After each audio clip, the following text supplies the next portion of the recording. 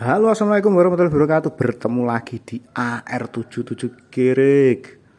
Kali ini saya akan membahas pertanyaan-pertanyaan dari teman-teman ya. Soalnya banyak yang teman-teman tanya itu, Mas, saya pakai demaker kok akinya sering tekor ya. Terus saya pakai billet akinya kok juga sering tekor ya. Punya Mas gimana? Nah, punya saya alhamdulillah nggak pernah tekor. Jadi permasalahannya sebenarnya sih dari pengisian spool ya. Jadi permasalahannya itu dari pengisian spool. Dari spool ini normal apa enggak pengisiannya ke aki gitu. Jadi kan biasanya kalau lampu demaker atau lampu demaker atau lampu billet itu kan tegangannya tinggi. Jadi makan arus yang besar. Tinggal dicek lagi pengisiannya itu ke aki mumpuni apa enggak. Nah, terus dilihat lagi dari spek lampunya. Biasanya kan lampu demaker atau lampu billet itu kan ada tulisannya itu lampu ini harus memakai aki yang berapa ampere, voltase berapa gitu. Jadi kalau akinya itu nggak memenuhi syarat standarnya lampu sih, itu juga pengaruh juga. Nah, jadi yang penting untuk solusi pertamanya ya itu dicek lagi dari spool pengisiannya ke aki. Nah, jadi dilihat lagi spool pengisiannya ke aki. Kalau spoolnya nggak normal, perlu digulung ulang, dispool ulang. Nah, terus dicek lagi dari akinya juga itu support sama lampu demaker atau billetnya itu. Nah, langkah lebih baik pas mungkin kita gulung spool ulang, spool yang tadi bermasalah tentang pengisiannya itu lancar enggaknya ke aki, bisa juga kiproknya diganti punya. Ini punya NMAX ya, original. Ini kalau nggak salah 150-an ribu. Kalau sama soketnya mungkin 170 ribuan ini. Nah, jadi pengaplikasiannya kiprok ini,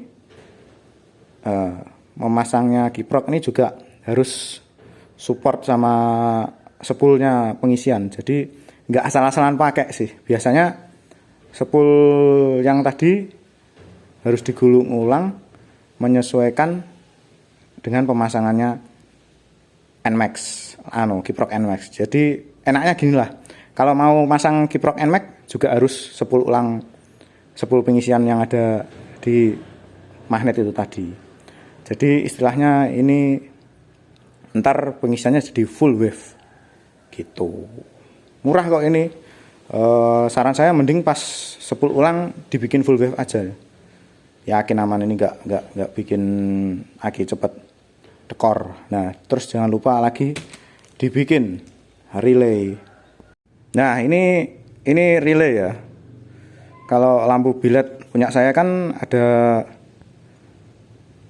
3 lampu ya, jadi memerlukan 3 relay. Wah, ini fokusnya angel nih.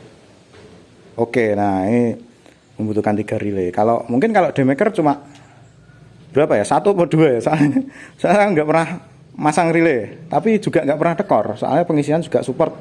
Terus ditambahnya dengan kabel grounding tambahan, saya kan pakai kabel tambahan dari itu kabel setan itu, jadi kelistrikan normal, bukan cuma sugesti. Soalnya saya coba langsung, kan biasanya kalau kabel-kabel ground tambahan seperti merek kabel setan atau merek rivalnya kabel setan itu, orang-orang itu bilangnya itu cuma sugesti. Sebenarnya enggak, sebenarnya itu juga ngaruh banget di listrikan, tambah lancar.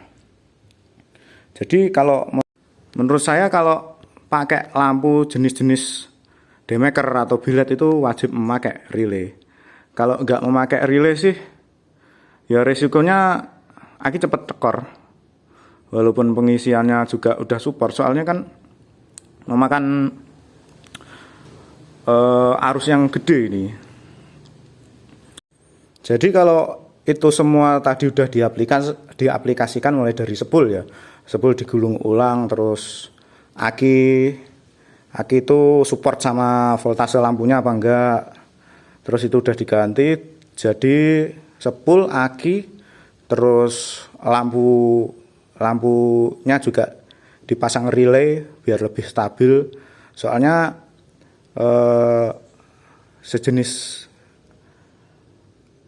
demaker billet itu memakan arusnya gede. Jadi fungsi relay itu menyetabilkan arus juga. Jadi keluarnya arus ke lampu itu jadi stabil, nggak boros di aki. Jadi kan ya rugi juga teman-teman kalau pakai billet atau demaker setahun ganti aki kan ya susah gitu. Masa tiap tahun ganti aki gitu. Kalau punya saya ini pengapian udah saya bikin DC, terus sepul udah saya gulung ulang, aki juga udah saya support sama kapasitas lampu billetnya. Jadi ini billetnya pakai aki voltase punya Satria FU, jadi saya akinya juga pakai Satria FU. Jadi kalau semua udah support, insya Allah pasti stabil ini. Loh, stabil ini. Biasanya kalau nggak pakai nggak pakai relay gitu, kalau udah nyala ini lama-lama redup gitu. Ini kan udah stabil ini. Tuh. Gitu. Ya, jadi itu sedikit pembahasan dari saya. Ya, saya masih pemula sih, tapi itu semua juga dari pengalaman saya sendiri main motor ini. Tentang aki sering tekor, terus solusinya gimana ya gitu. Ya mungkin teman-teman yang lebih senior punya cara lain ya bisa komentar di bawah ya. Saya juga pemula juga, tapi ya membagi info sama teman-teman yang sama-sama pemula ya siapa tahu membantu gitu.